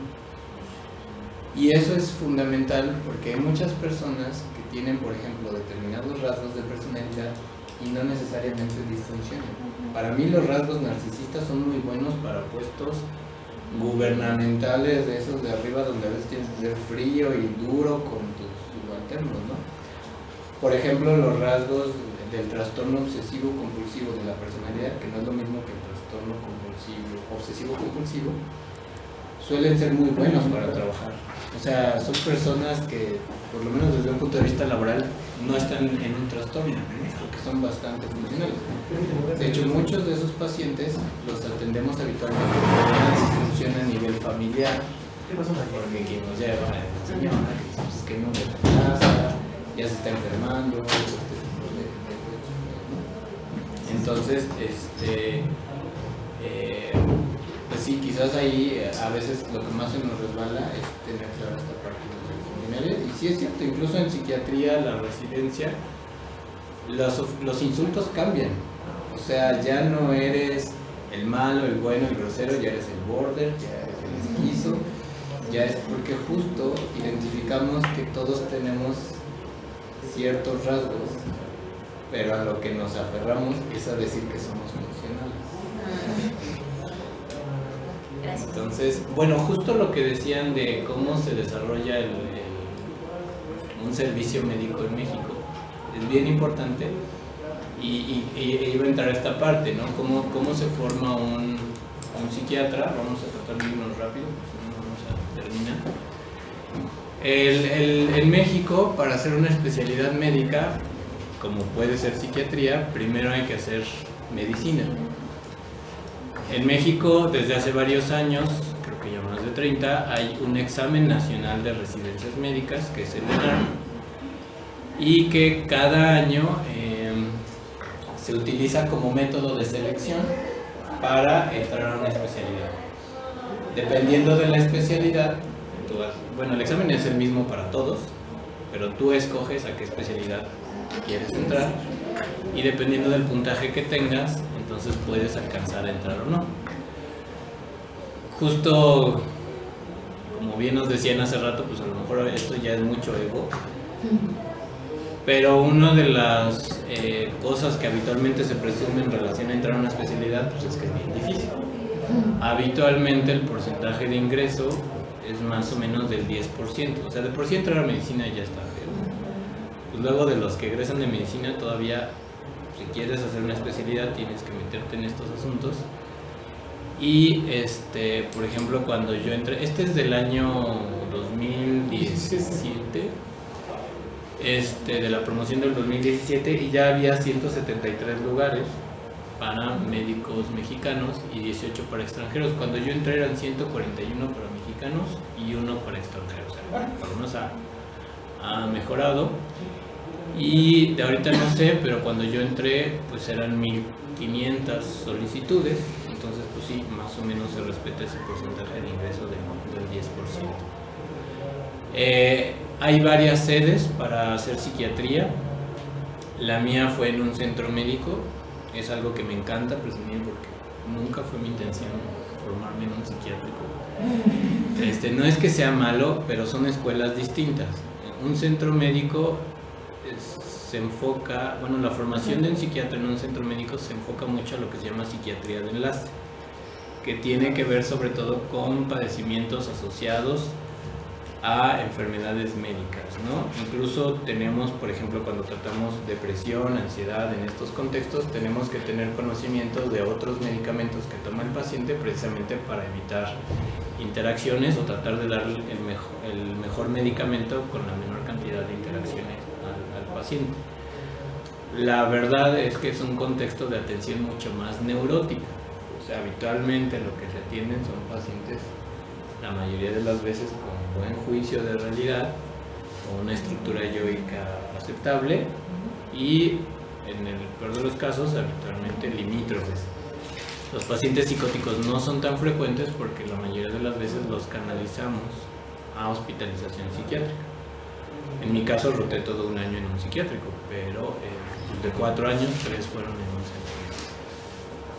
Entonces, saludos Naye, dice que también allá la conexión estaba para el perro, que ya vio lo que se subió a Facebook y quedamos así de rapidito, que muy probablemente entre hoy y mañana, si no nos alcanza el tiempo ahorita, hacer en vivos en la página del grupo, para darlo de terapia familiar, para darlo de terapia narrativa, y si alguien, aprovechando el espacio, conoce de alguna aplicación gratuita que haga capturas de pantalla o videos de pantalla, para poder manipular las diapositivas, de hacer el video y subirlo, o hacer el en vivo y manipular la computadora, ¿sale? Entonces lo decidiremos el equipo en el transcurso del día o mañanita para que lo tengamos. Y el siguiente viernes sí tenemos a Naye, tenemos a Susi, me parece que tenemos a estar Mau, el único que está presente es ella.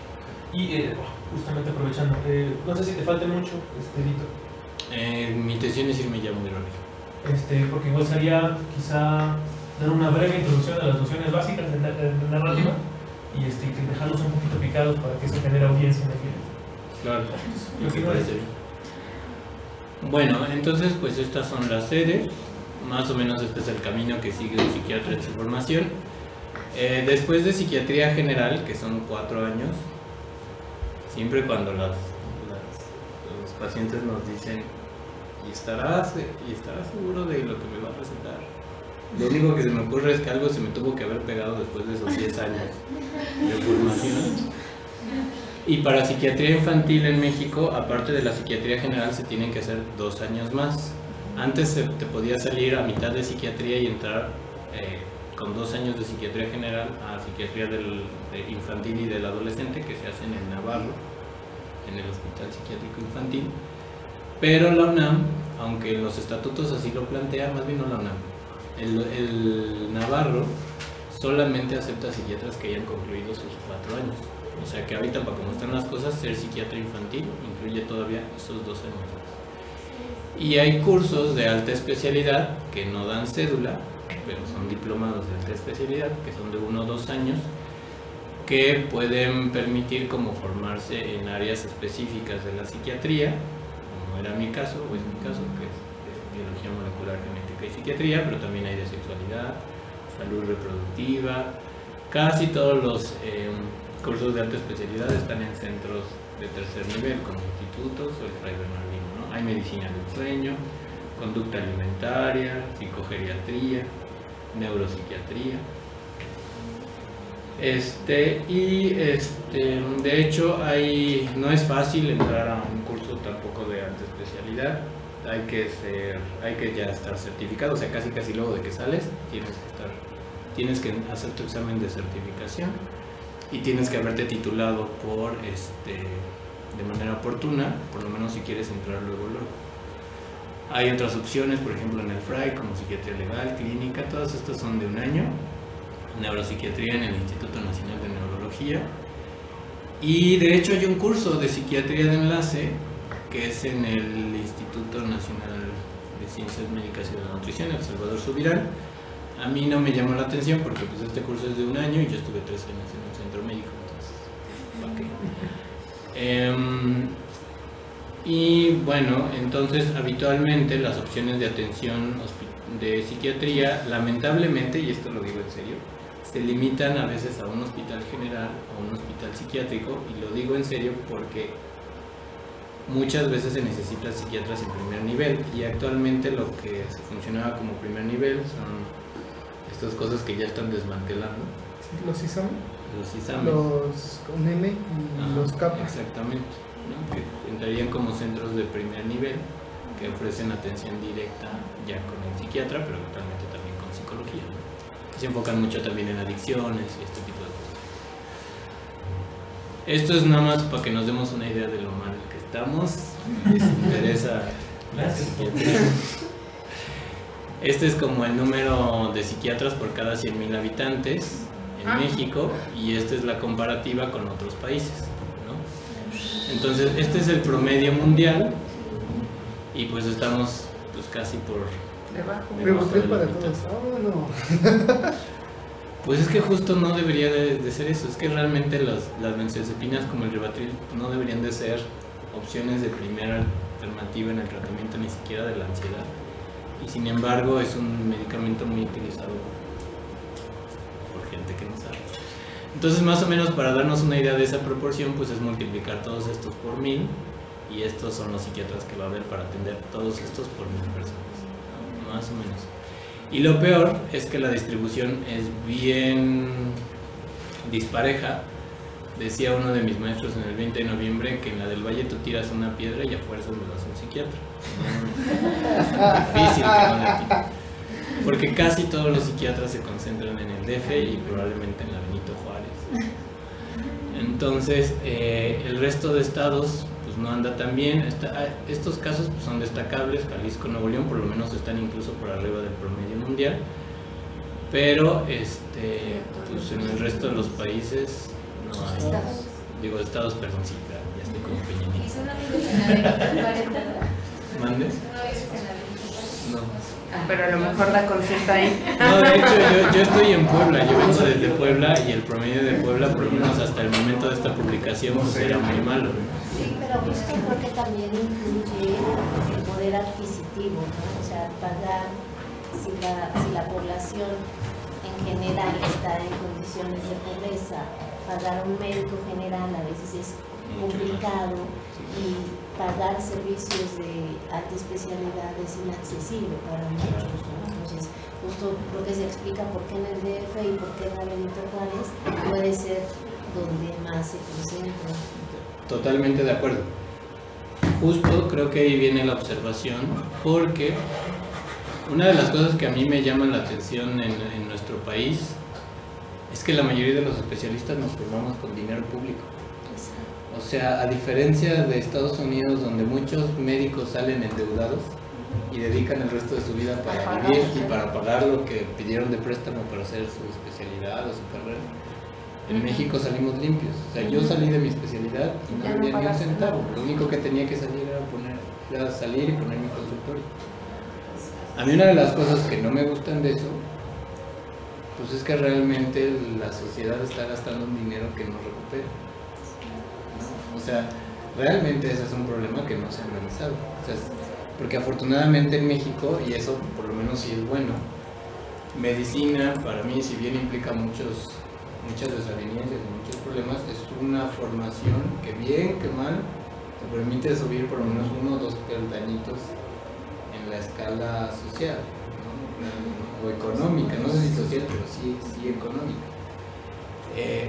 Pero creo que para un sistema socializado como el mexicano, a diferencia del estadounidense, si es el gobierno, si es el Estado, la sociedad la que va a invertir en la formación de sus médicos, me parece terrible que no lo aproveche. Y de hecho no lo aprovecha porque ni siquiera se consideran, por ejemplo, plazas para psiquiatría. Este es el hospital donde yo trabajaba, que era el Regional de Puebla. Yo les decía que la proporción de a nivel mundial por cada 100,000 pacientes, 100,000 habitantes, no pacientes, 100,000 habitantes de por lo menos de 4 psiquiatras. Pues esta es la proporción en el ISSSTE. Porque en el ISSSTE tiene 300,000, bueno, para el Regional de Puebla, porque el Regional de Puebla tiene una población amparada de 361,000 derechohabientes entre Puebla, Tlaxcala, centro de Veracruz y parte de Guerrero, Oaxaca. Y este es el número de psiquiatras, y ahorita solo hay uno. Entonces esta es la proporción, por lo menos para el ISSSTE, que es el médico. Entonces, lo que nos enfrentamos es que de hecho, si nos vamos a la encuesta nacional de epidemiología psiquiátrica, el 28% de la población presentó alguna vez en la vida, no significa que toda la vida. Insisto que hay diagnósticos más ambientales que genéticos. Enfrentó alguna vez algún trastorno catalogado dentro de esta clasificación de la Organización Mundial de la Salud, que es la CIA. 13.9% lo reportó en los últimos 12 meses y 5.8% en los últimos 30 días. Esto significa que tenemos más probabilidad de padecer un diagnóstico de psiquiatría que una fractura que amerite que vayamos a urgencias. Y sin embargo, en los hospitales hay más ortopedistas que psiquiatras.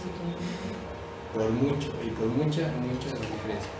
Y ya no digo las diferencias entre neurología y psiquiatría, porque, como les decía hace rato, solo 1 de cada 100 pacientes con diagnósticos de psiquiatría tiene alguna anomalía orgánica detectable que amerite que vaya a neurología.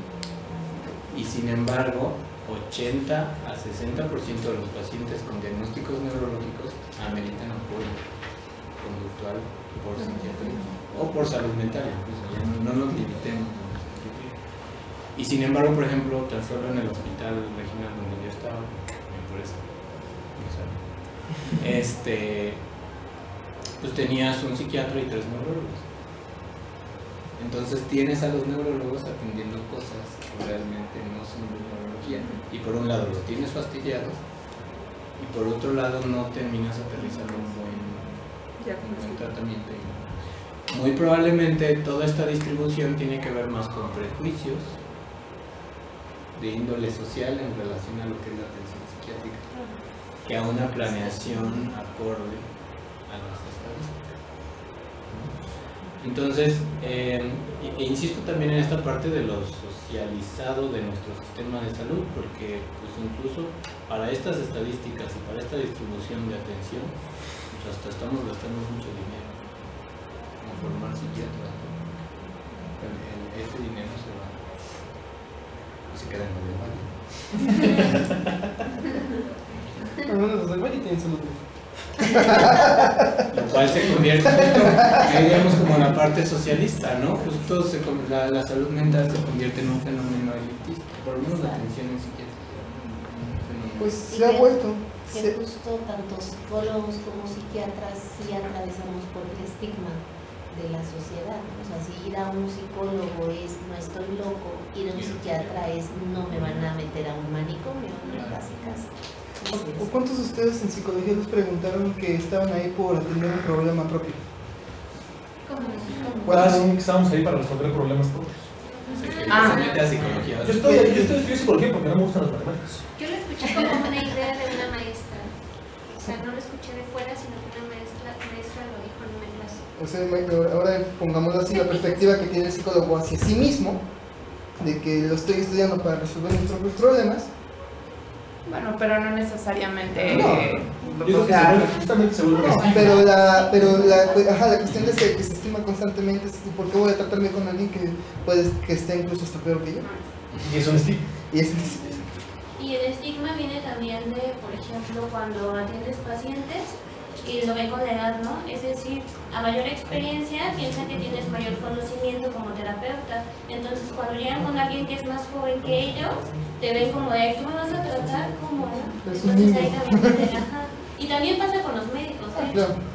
Sí, bueno, creo que pasa un poco lo que les comentaba. Pareciera que nos volvemos agentes mistificados y que estamos en un pedestal cerca de las manos de Dios, los médicos, los psicólogos, los psiquiatras. Entonces, insisto en esta cosa de que hay que bajarnos de ahí nosotros y hay que hacerle invitar a la gente que nos baje de ahí, ¿no? Porque seguimos siendo seres humanos, seguimos yendo a cagar, nos afecta, no tenemos para pagar la renta, nos afecta la delincuencia, las colegas viven acoso, los hombres vivimos una situación de que si no tengo lana no sirvo para nada y no me quieren. Entonces vivimos dentro de este mismo sistema social, ¿no? Entonces creo que es un poco la invitación, la tarea, lo que sea para poder humanizarnos y evitar que el mito nos envista, nos atrape y nos envuelva, porque eso se vuelve difícil. Habrá mucha gente que se deje ir por ahí, tenga un ego desmesurado y bueno, ¿qué hacemos con eso? Platicaba con Dito sobre si ahí se ocupa el espacio después de nosotros, me dice que sí. Entonces tomaré otros 5 o 10 minutos, tal vez hasta 40, no sé, después de las 2. Me iré rápido, pero sin dejar cosas de lado. Primero me gustaría preguntarles, ¿alguien ha escuchado acerca de terapia narrativa? Además de Angélica y además de Ilse y Erika. Un poco, ¿no? Sí, ok. Entonces, esto se vuelve una especie como de película de amores perros, porque ya contamos psiquiatría, pero no hablamos de terapia familiar, pero después van a hablar de psicología, falta lo demás de trabajo social, entonces otra sigue esto, ¿no? Entonces, ojalá sus cogniciones estén chidas para poder armar todo este rompecabezas. Y quisiera empezar por preguntar, ¿qué fregados es eso de la terapia narrativa? Cabe destacar que quienes empiezan a hacer trabajo es un trabajador social llamado Michael Pye de Australia y David Epstein de Canadá, ¿no? Al finalizar les enseñaré un poquito de estos señores. Y esto de qué es la terapia narrativa y cómo lo desgloso, lo saco de los lunes. Yo participo activamente en un voluntariado en un lugar que se llama Casa Tonalá. Casa Tonalá podemos decir que es uno de los lugares que potencia o que es un escaparate de la terapia narrativa, y en ese voluntariado justamente se abre a la terapia comunitaria para la gente que no tiene recursos, ¿no? El modelo de trabajo es un terapeuta y una entrevista con alguien que va, tiene un auditorio que es otro serie de terapeutas, 3, 4 terapeutas, eso se le llama equipo reflexivo, y el asunto va de que conversamos, Dito y yo, ustedes son el equipo, Dito y yo conversamos, después el equipo conversa de lo que conversamos nosotros, y al final nosotros conversamos de lo que conversó el equipo, de lo que conversamos nosotros. Y eso en una cuestión epistemológica tiende a abrir más posibilidades, porque se hacen narraciones de las renarraciones de lo que se dijo.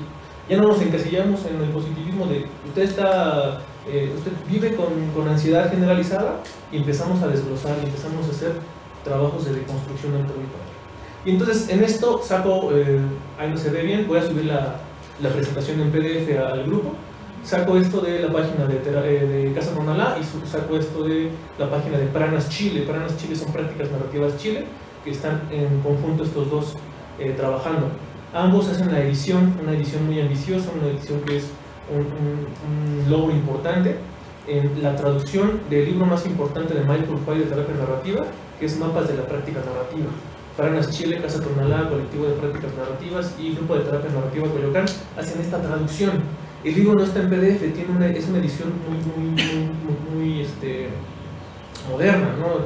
Tendrá 3 o 4 años que se hizo la edición, ya no hay libros. Hay 5 libros en Amazon que cuestan 1.200 pesos. Sin embargo, para quien lo quiera comprar, en el mismo Amazon tienen por 125 pesos la edición Kindle, ¿no? Entonces, pues, eso está chido. Es una tristeza, apenas hablaba con las que trabajaban en la edición, de pues, ¿por qué no? Este señor se avivó, compró un chingo de libros, ahora los vende al triple del precio, costaban 350 pesos. ¿No? Entonces, sí, ¿no? Entonces, ¿qué es la terapia narrativa?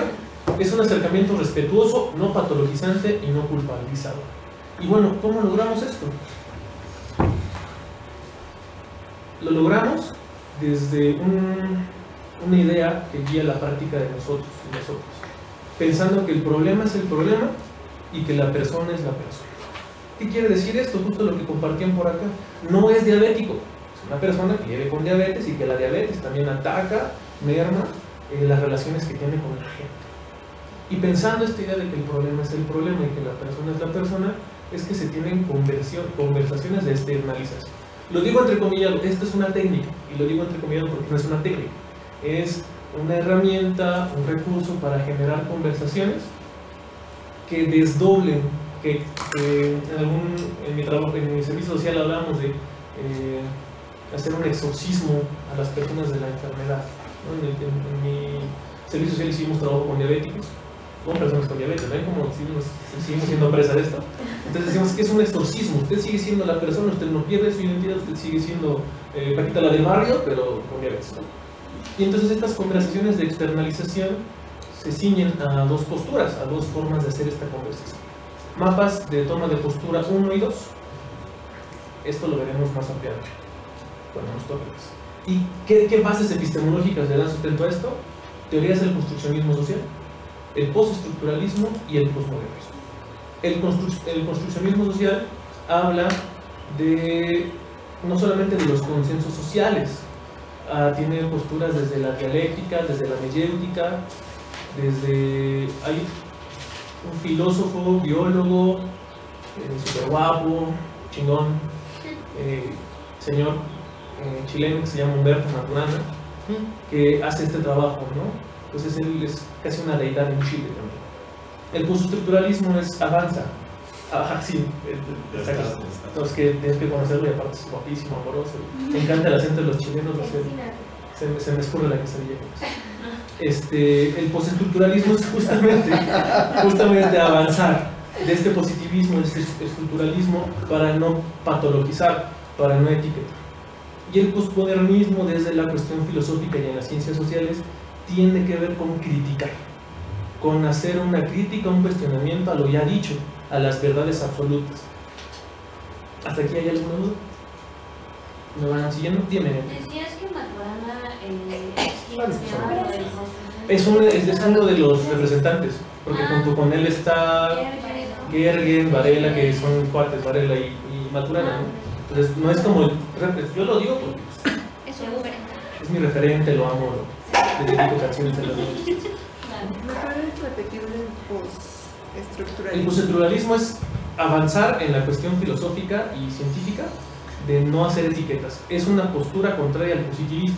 O sea, ya no seguimos el método científico, ya no hacemos esta cuestión de etiquetar, ¿no? Entonces también va de la mano con el posmodernismo para criticar, para cuestionar las verdades absolutas o totalizadoras. Este es un concepto narrativo.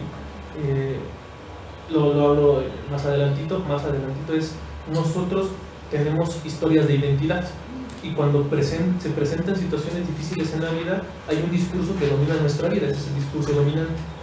Y lo que se hace en la terapia narrativa es generar discursos alternativos, discursos esperanzadores que nos ayuden a esclarecer otras identidades de vida, otras identidades preferidas.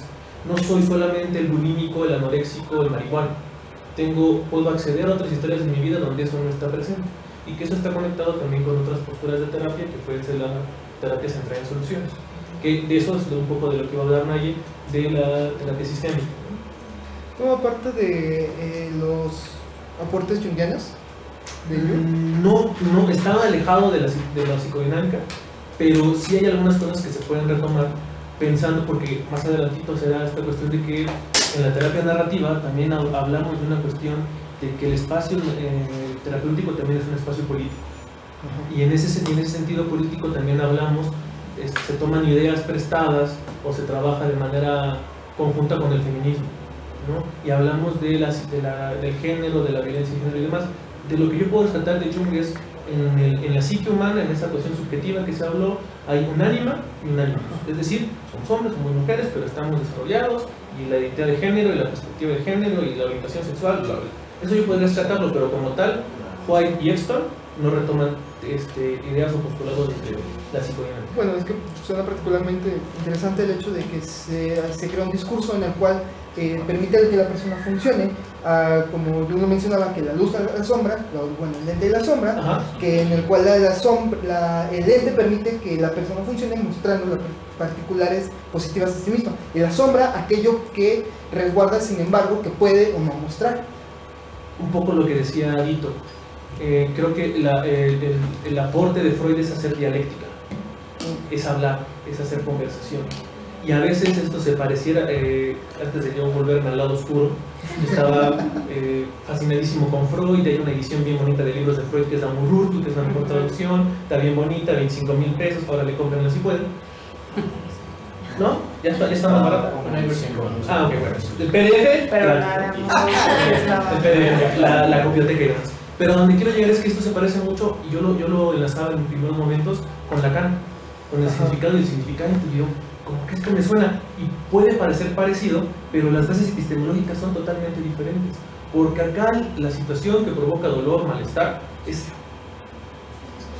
el discurso, también tomamos las cosas de Foucault, y acá es un discurso intrapsíquico. Por eso cuando Vito siente así, como me volteé a ver como que se le va a dar un cachetadón, pero no fui. Porque acá la situación es hacia adentro, la situación es contextualizada, somos lo que somos, decía Ortega y Gasset, soy lo que soy yo en circunstancia. O sea, y aquí hablamos de debates de bioética, ya se puede clonar, escuchaba el debate de Messi, se va a clonar, pero ese nuevo Messi clonado no va a ser el Messi, porque no va a tener la misma educación, los papás, la cuestión histórica y demás, ¿sale? ¿Qué razón? Porque el hecho de que se vayan 2 minutos, órale, en China, vamos. Regreso a esta cuestión. ¿Qué otra cosa es la terapia narrativa? Es una práctica que pondera el reconocimiento de las habilidades, recursos y valores que mueven la vida de la gente, que amplían y enriquecen la historia, su propia historia. ¿Cómo logramos esto?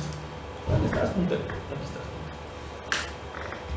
Esto lo hacemos a través de las conversaciones de reautoría. Estas conversaciones de reautoría tienen el foco en los pasajes de acción. Estos son meramente tecnicismos y pasajes de identidad. Hacemos una historicidad de la vida de la gente. Vamos un poco adelante, hacia atrás, nos centramos en el presente. Aquí es donde yo hablaba de que esta postura terapéutica de vida habla sobre que somos seres multihistoriados. No todos los momentos en nuestra vida hemos sido los que somos, y seguramente vamos a ir modificándolo. Habrá quien diga, eso se llama ser hipócrita, o se llama ser adaptabilidad, o es una cuestión darwiniana y demás. Puede que sí, pero desde acá es un tema de que las historias, nosotros es como lo que dice Galeano, los científicos dicen que estamos hechos de átomos, pero a mí un pajarito me contó que estamos hechos de historias. Entonces, ay, qué bonito. Pues también por ahí esa situación de que al ser multihistoriados, nuestra identidad, nuestra personalidad, carácter, temperamento y demás, no está fija, no es estática. Y en función de eso es que toma algunas cuestiones prestadas también de la cuestión sistémica. Termino con esto, los dejo picados y hago el en vivo o hago lo otro que tenemos planeado para el grupo. ¿Qué bases epistemológicas tienen con la conversación de reautoría? El constructivismo. Esto es, a diferencia del construccionismo, es que esto habla de esquemas. Habla de la deconstrucción, que la deconstrucción es una idea prestada de Jacques Derrida desde la cuestión literaria. Empezamos a resignificar, por ponerlo en algún significado que tenga sentido para ustedes, resignificamos las historias de vida de la gente y la historicidad de los discursos de Foucault. Además de todo esto, también tomamos ideas prestadas de los Brunner, tanto de Edward Brunner como de Jerome Brunner, y la cita que yo les pongo aquí tiene que ver con la secuenciación o la historicidad de los fenómenos de la vida, que es de Edward Brunner. La narración requiere orden y secuencia para poder describir los sucesos. Y aquí necesito que me den un cachetadón para que me recuerde si es una perspectiva construccionista o constructivista, es que solo existe aquello que se nombra. Si nosotros nombramos las cosas que están pasando en nuestra vida, tienen forma, tienen cuerpo y podemos elaborarlas. Sí, esto sigue siendo subjetivo, y que es donde entra ya el dilema de por qué estamos trabajando. Trabajamos con palabras, las palabras no son asequibles, pero los hechos y los sujetos en la vida, pues sí lo son. Hasta aquí me quedo para no robarle tiempo a las personas que siguen después de nosotros.